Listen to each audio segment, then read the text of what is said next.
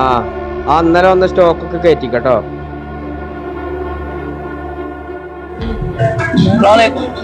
ആ വാലേക്കും സലാം. എന്താ വർത്താനം?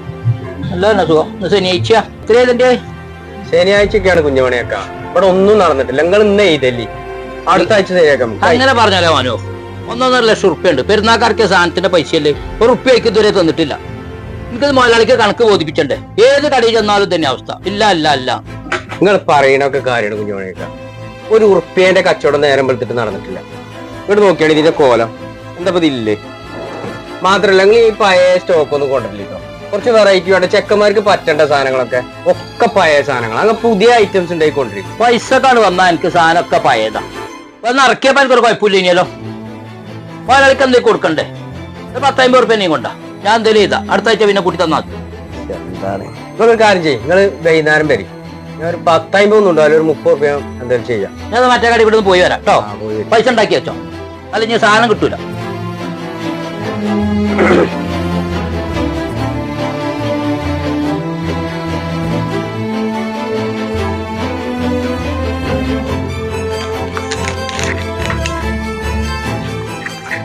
മനോ നിങ്ങൾ പോയില്ലേ?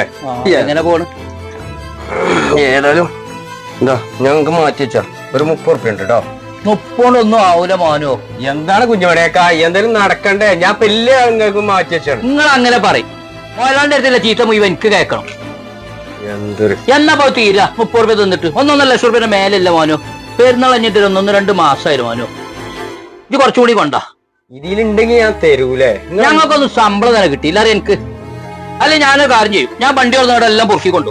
അപ്പൊ പിന്നെ നമ്മൾ തമ്മിൽ തെറ്റും. എന്താ കുഞ്ഞുമണിയൊക്കെ നിങ്ങളെ കഥ? നമ്മൾ ആദ്യമായിട്ട് ഇടപാട് എടുത്താ നമ്മൾ കാലത്തിലെ ഇടപാട് തുടങ്ങിയിട്ട്. ഞാൻ പൈസ തരാത്ത ആളാണോ? നിങ്ങൾ നാളെ വരും, ഞാൻ ഒരു 10-20 ഉറുപ്പ്യ ഒപ്പിച്ചു തരാം. ഞാൻ നാളെ വൈകുന്നേരം വരാം. അല്ല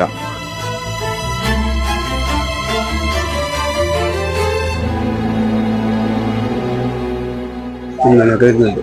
കുഞ്ഞുമണിയൊക്കെ വരുന്നുണ്ട്. ഞാൻ അവിടെ എല്ലാവരും കേട്ടോ. ഞാൻ ബാംഗ്ലൂർ പോയി അറിയും പൈസ. എവിടെ മാനു? ബാംഗ്ലൂർ എന്ത് പണിയാ പോൻ ചെയ്ത് ഒന്ന് എന്നോട് ഓനും മാടിയിട്ട് വരിക. അപ്പൊ ഞാൻ വേറെ ലൈനിൽ പോകേണ്ട മനസ്സിലാണ്. മോഹൻലാലിവിടെ നിൽക്കാനും കുത്തിക്കാനും അയക്കായിട്ട് പോന്നാ. ഒന്ന് വിളിച്ചു കണി ആ നമ്പർക്കൊന്ന്. ഞാൻ 2-3 പ്രാവശ്യം വിളിക്കുന്നു, കിട്ടണില്ല. അപ്പൊ വണ്ടി കയറ്റാനുള്ള മനുഷ്യൻ ഞാൻ ഒന്നിനെയൊന്നും പറയണ്ടിട്ടോ. മോനല്ലത് അപ്പൊ മാറിക്കുക. എന്ത് പണിയാ മോനത്? എന്റെ അവസ്ഥ ഞാൻ ആലോചിച്ച് വെക്കാം. എന്നാ എനക്കും പാടിയിട്ടാ ഈ ദിവസം ഇവിടേക്ക് വന്നയാ. ഇന്ന് തരാറിട്ട് ഇന്നെ വണ്ടി കയറ്റ. ഞാൻ എന്നെ പോലെ ഈ ബാഗും തൂക്കി നടക്കുന്നത് എന്റെ കുട്ടികളെ പോറ്റാനാ. അത് മനസ്സിലാക്കണം. ഇന്ന് വന്നാ പറയും നാളെ വരിക. ഞാൻ ഇന്ന് എനക്കും വേണ്ടിട്ട് പോന്ന ഈ ദിവസം. എന്താ കുഞ്ഞുമണിയൊക്കെ നിങ്ങൾ ഈ പറയണത്? ഞാൻ എല്ലാ കമ്പനിന്റെ ചെരുപ്പ് മാത്രമല്ല ഇറക്കണം, എല്ലാ കമ്പനിന്റെ ഇറക്കണില്ലേ.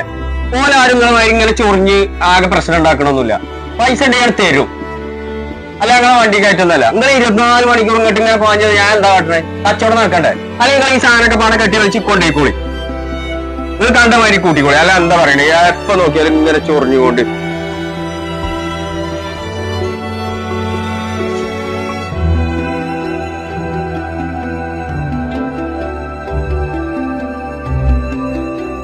അഞ്ചു മണിയാകുമ്പോഴും തുറന്നു പറഞ്ഞു. 5 മണി കാസർഗോഡ് വരുമോ? അല്ല കൊടുത്തു കുഞ്ഞുമണിക്ക് എന്താ